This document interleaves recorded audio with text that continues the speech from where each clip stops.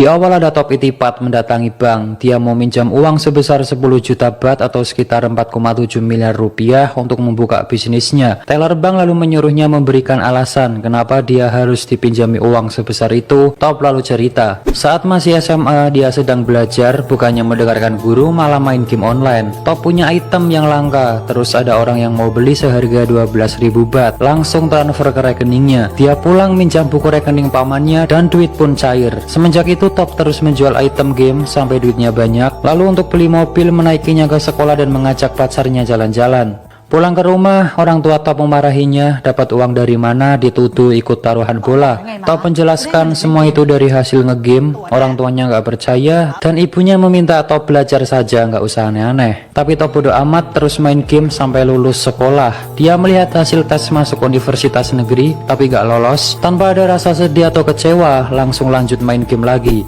Singkatnya dia beli PS dan DVD player. Pulang ke rumah, orang tuanya memarahi Top karena nggak lolos tes masuk PTN. Tapi Top meyakinkan orang tuanya masuk PTS nggak apa-apa, sama aja. Ayahnya marah karena cuma ingin Top kuliah di PTN, karena di PTS itu biayanya mahal guys. Ayah ibunya pun berdebat masalah keuangan untuk nanti kuliah Top. Top di kamar melihat sisa tabungannya menipis dan akun gamenya juga keblokir karena kedeteksi untuk komersil. Dia bingung lalu melihat DVD player yang tadi dibeli. Top kemudian kembali ke toko untuk membeli banyak DVD player. Dia menawarnya sampai deal dan nanti akan dijual kembali. Di rumah, Top menunjukkan DVD player ke Pak Aman dan ibunya, tapi saat dinyalakan ternyata itu barang rusak guys. Dia kembali ke toko ngomel-ngomel ke penjualnya minta garansi pengembalian uang, tapi nggak ada karena itu DVD player bajakan, kalau rusak ya beli baru. Top marah karena nggak diberitahu dari awal lalu membanting ke atas etalase sampai pecah. Penjual marah menampar Top, dia mau dipukul tapi langsung lari terbirit-birit.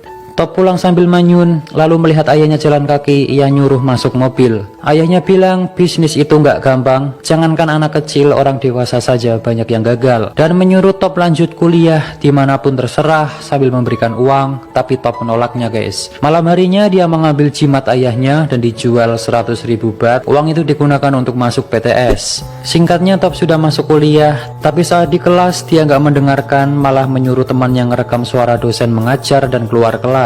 Dia pergi ke tempat pameran mesin, lalu melihat mesin penggoreng kacang otomatis. Kata salesnya mesin itu belum ada yang punya di Thailand. Mendengar itu Top langsung semangat ingin membeli mesin itu padahal harganya mahal. Di rumah Top dimarahi lagi karena membawa mesin itu, tapi Top bilang hanya menyewa seharga 50.000 baht. Top lalu bertanya-tanya ke penjual kacang goreng bagaimana cara membuat kacang goreng yang benar, lalu mencatatnya. Sedangkan temannya di kampus menelepon Top suruh masuk tapi nggak diangkat. Top sudah mendapatkan resep membuat kacang goreng yang enak. Ia menyuruh pamannya mencicipi, ke ibunya juga, dan kacangnya enak guys. Top langsung mencari tempat jualan di mall. Dia bersama pamannya dengan semangat membawa gerobak dan kacang ke tempat jualan. Saat mall dibuka ramai orang tapi nggak ada yang beli. Pamannya sudah teriak-teriak juga nggak ada yang beli. Mereka terus berusaha agar ada yang beli. Top di pasar ngantar pacarnya belanja. Dia mengamati orang jualan gimana caranya biar ada pembeli. Top langsung mencatat kata bonus lalu diskon.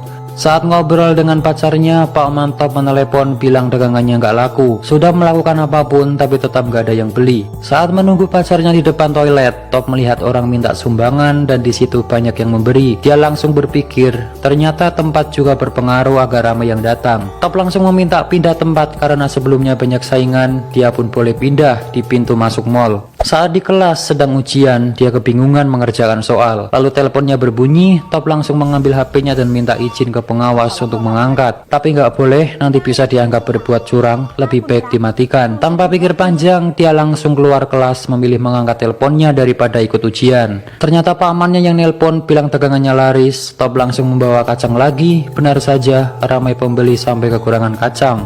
Top lalu bilang ke pamannya akan buka cabang lagi.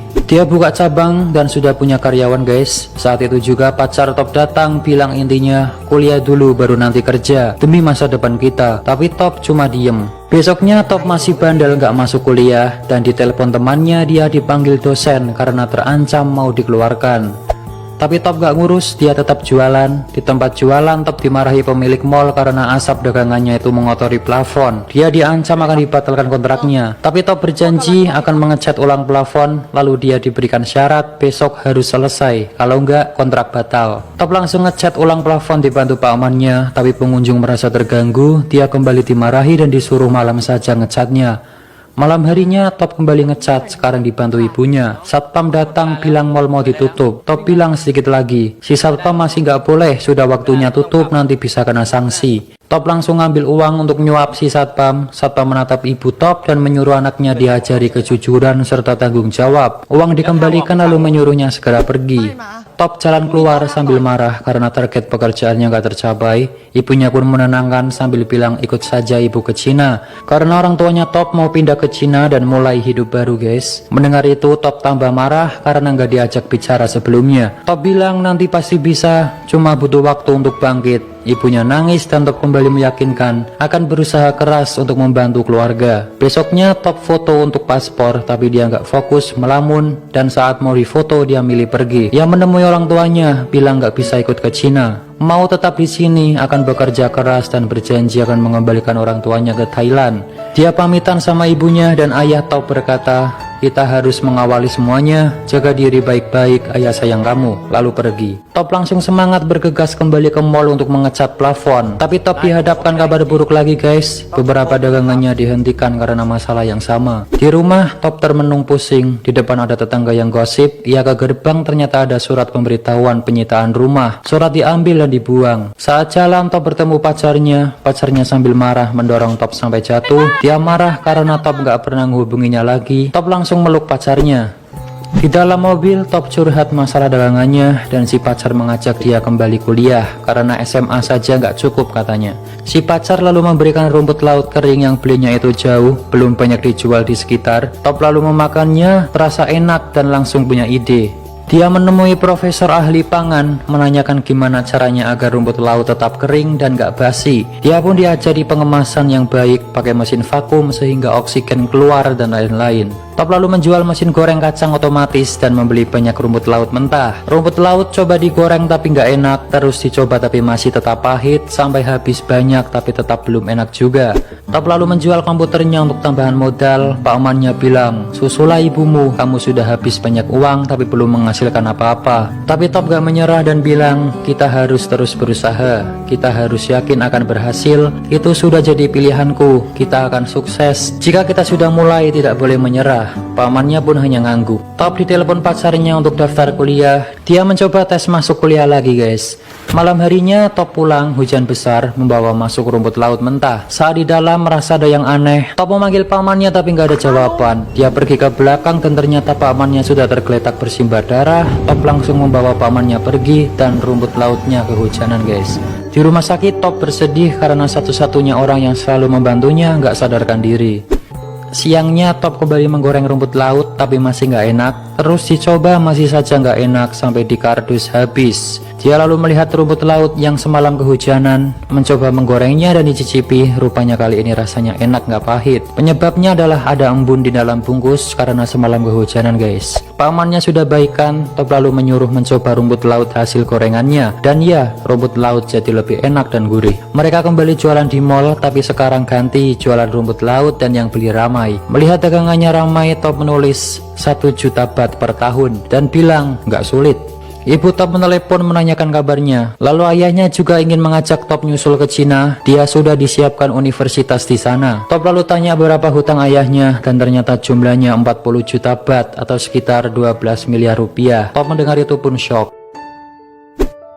Kembali ke rumah, ternyata di gerbang sudah terpasang tulisan rumah ini dalam proses penyitaan bank. Top lemas, nggak percaya kejadian yang menimpa keluarganya. Sambil sedih, dia membersihkan foto keluarga, lalu melihat ada wadah obat di balik foto orang tuanya. Ternyata itu obat tidur, dia pun tambah sedih. Top lalu memutar kembali suara dosennya waktu itu direkam, isinya itu tentang motivasi. Jika kau berpikir kaya, maka kau akan kaya. Jika kau berpikir sukses, maka kau akan sukses, gitu intinya.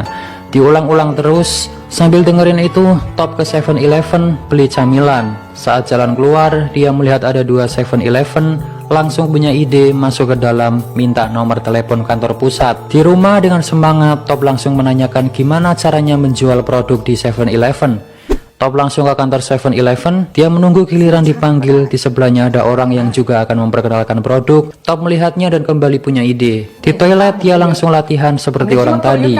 Top kembali menunggu sampai orang tadi sudah selesai, dan ternyata direktur ada rapat. Dia kembali disuruh menunggu lagi. Top menunggu sampai sore, direktur pun datang. Dia diberikan kartu nama dan disuruh meninggalkan produk. Nanti akan dicek karena direktur masih ada rapat. Tapi Top minta 10 menit saja untuk menjelaskan produknya. Produk diberikan ternyata belum layak dijual guys, karena kemasannya kebesaran dan kurang menarik, harganya juga kemahalan. Produknya ditolak.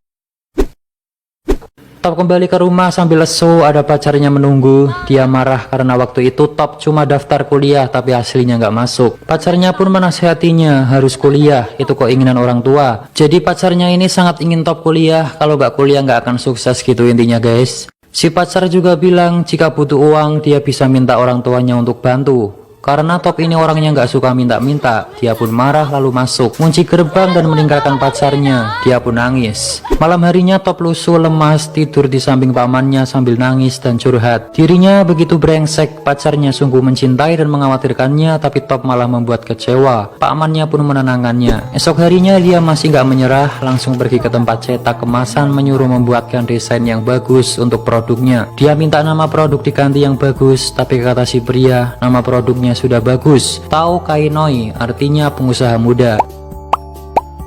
Singkat cerita, produknya sudah jadi sesuai omongan direktur dan kembali ke kantor 7-Eleven. Tapi ternyata direktur jadwalnya sangat padat. Top nggak apa-apa, dia akan menunggu. Dari siang sampai setengah 4, sampai ketiduran, sampai sore pun direktur nggak keluar, padahal mondar-mandir guys. Top merasa nggak ditanggepin, akhirnya pergi. Di lift dia memberikan produknya ke satpam dan pergi. Top pergi, si direkturnya keluar nyari Top. Dia bersedih merasa gagal dengan tujuannya dan menelepon ibunya bilang akan menyusul ke Cina. Di lift ada karyawan melihat produk Top, dia tertarik dan mengambilnya, memberikan ke resepsionis, memakannya dengan lahap, dan memberikan ke koleganya karena rumput laut itu sangat enak guys. Ibunya Top bilang, ibu akan selalu mendukung Top, jangan menyerah, kamu akan memiliki masa depan yang indah. Si direktur masuk ke lift dan lihat produk Top sisa 1, dia sepertinya tertarik. Top dipanggil ke kantor guys, produknya diterima tapi ada syaratnya. Dia harus membuat 72.000 bungkus dan mengirimkannya ke 6.000 cabang 7-Eleven. Juga harus dicek kebersihan pabrik tempat produksi. Jika syarat terpenuhi, produknya diterima sepenuhnya. Top pun setuju. Di rumah dia kebingungan gimana caranya bikin 72.000 bungkus dan dimana dia harus menunjukkan pabriknya, sedangkan dia nggak punya pabrik.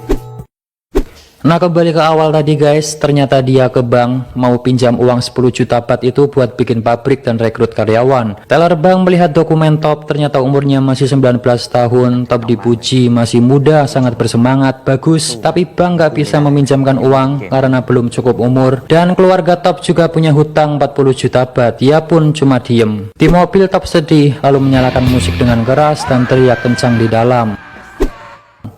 Top kemudian menjual mobilnya dan memutuskan untuk terbang ke Cina menyusul orang tuanya. Di bis, dia melihat tiket pesawat, langsung memukul gembok ruko lalu membuka pintu. Ternyata Top masih nggak nyerah guys, dia ke toko bekas orang tuanya yang dalam proses penyitaan bank. Di tempat itu, dia akan mendirikan pabrik. Dengan hasil uang jual mobil dan tabungannya, dia gunakan untuk modal usaha. Saat di stasiun mau masuk ke kereta, Top melihat pacarnya sedang asik dengan teman. Kereta datang, ternyata dia sudah gandengan tangan sama cowok lain. Top hanya dia memandanginya sampai nggak ingat mau masuk kereta. Kembali ke pabrik, Top sudah merekrut karyawan dan sedang menyiapkan pabrik untuk inspeksi. Pabriknya dinamai Tao Kai Noi. Direktur datang bersama orang yang ngecek kelayakan pabrik. Pabriknya dicek dan si Pakman menyuruh Top nyokok saja agar disetujui. Tapi dia menolak karena nggak mau ibunya dikatain lagi nggak mengajarkan anaknya kejujuran. Pabrik dicek ke dalam dari lampu, penggorengan, pengemasan, dan lain-lain. Selesai mengecek, direktur mengatakan pabrik belum sesuai standar. Masih banyak kekurangan seperti lampu yang nggak ada tutupnya, itu bisa ada debu jatuh ke makanan. Wastafel harusnya pakai keran di kaki, lalu saluran air belum benar. Alkohol yang digunakan bukan untuk cuci tangan tapi itu untuk luka dan lain-lain. Top pun berjanji akan memperbaiki semuanya. Direktur pun akan merundingkan dan memutuskan nanti hasilnya dikirim lewat faksi mail. Saat mau pergi, pamannya menyuruh disuap saja biar keterima. Top mau memberikan amplop itu, tapi langsung pura-pura memberi salam. Singkatnya semua sudah diperbaiki, dari pekerja, rumput laut, lampu, wastafel, pengemasan, dan lain-lain. Mesin fax email pun berbunyi, dan itu surat dari kantor, tapi suratnya nggak sempurna karena printer habis tintanya. Dia pun menerawang keluar, dilihat-lihat, diterawang-terawang, diraba, ada tulisan gede sendiri terlihat, disetujui. Melihat itu, Top pun senang. Target 72.000 bungkus sudah terpenuhi, semua orang bergegas memasukkan ke truk untuk dikirim ke distributor. Top langsung memeluk pakmannya dan berterima kasih sambil bilang sudah menghabiskan apapun yang dimiliki. Jika ini gagal, kita nggak punya apa-apa lagi. Top akan kuliah dan gak keras kepala lagi. Dia langsung bergegas masuk truk. Sampailah di gudang penyimpanan. Dengan semangat Top menemui kepala gudang, tapi ternyata sudah telat sejam, nggak boleh masuk guys. Top memohon cuma terlambat sebentar, tapi masih nggak boleh. Top sangat memohon karena nasibnya bergantung pada produk itu. Kepala gudang melihatnya, merasa kasihan, akhirnya diperbolehkan masuk. Dia pun sangat senang, saking bersemangatnya sampai mimisan guys. Produk rumput lautnya pun akhirnya dimasukkan. Top lalu nelpon orang tuanya, dia minta maaf dan bilang ayah ibunya nanti bisa kembali pulang. Dia pun nangis. Dijelaskan 2 tahun setelah kerja sama dengan 7-Eleven, Top bisa melunasi hutang ayahnya 40 juta baht dan bisa kembali menempati rumah bersama orang tuanya. Setelah 2 tahun, Top kembali ke bank mengajukan suntikan modal. Dia pun menunjukkan rencananya membangun pabrik yang besar. Dijelaskan saat ini tahun 2010, Top memiliki 2.500 karyawan, mengirim produknya ke 6.000 cabang 7-Eleven, mengekspor camilan rumput lautnya ke 27 negara di dunia. Top juga sudah memiliki perkebunan rumput laut di Korea Selatan. Pendapatan Top tahun 2010 sebesar 1.500 juta baht atau 450 miliar rupiah. Saat ini Top berusia 26 tahun. Top sudah sukses guys. Dia bareng pakmannya naik pesawat, main game, senyum-senyum, dan ada kutipan motivasi. Jangan patah semangat walau apapun yang terjadi. Jika menyerah maka habislah sudah. Top itipat dan cerita pun selesai. Film ini penuh motivasi yang bisa kita pelajari ya guys. Pertama, ketegasan si Top, kegigihannya, semangat mewujudkan impian, mau belajar, suka bertanya tapi untuk kebaikan dirinya, bukan tanya masalah hidup orang lain, pantang menyerah, tidak takut mencoba hal baru, ambisius, selalu memperbaiki diri dari kesalahan, dan percaya semua akan indah pada waktunya. Jika kalian merasa suka dengan video ini, jangan lupa subscribe, like, comment, and share ke teman-teman kalian agar teman-teman kalian lihat apa yang kalian lihat. Oke, akhir kata dan sampai jumpa.